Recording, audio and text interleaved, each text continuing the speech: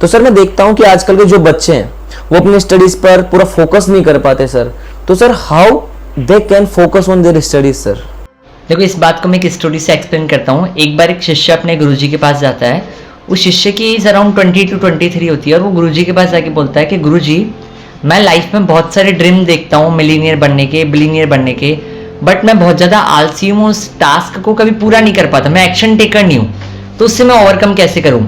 तो गुरुजी उसे उठा करके एक रिवर पर ले गए और जब वो रिवर पर लेके गए तो गुरुजी ने उसका सर पानी में डुबो दिया।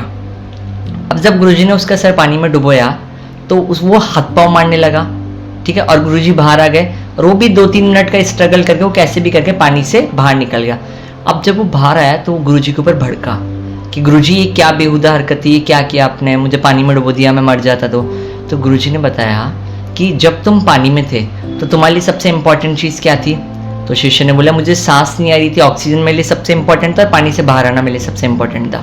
तो गुरुजी ने बोला पानी से बाहर आना तुम्हारे लिए इंपॉर्टेंट था, ऑक्सीजन लेना इंपॉर्टेंट था, इसलिए तुम उस पानी से बाहर आ पाए, उस रिवर से बाहर आ पाए। Same as it is life में हम जो भी गोल्स बनाते हैं, चाहे वो मिलीनियर बनने के हो, चाहे बिलीनियर बनने के हो, चाहे वो रिच बनने के हो, वो गोल हमारे लिए कितने इंपॉर्टेंट है ये मैटर करता है।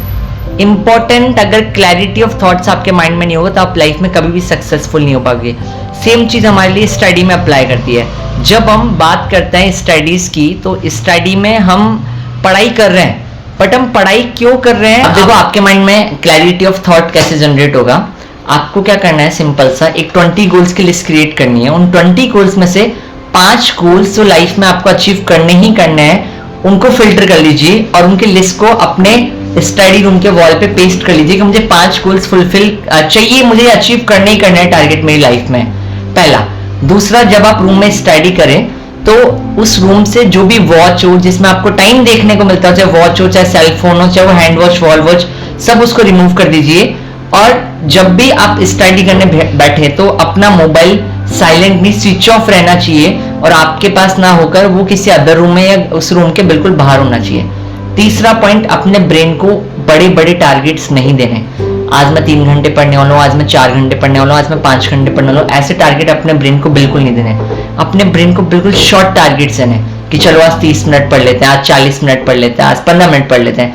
अगर आप मिनिमम टाइम का टारगेट देकर आप जब पढ़ाई करने बैठेंगे तो आप मैक्सिमम देर तक स्टडी करते हैं।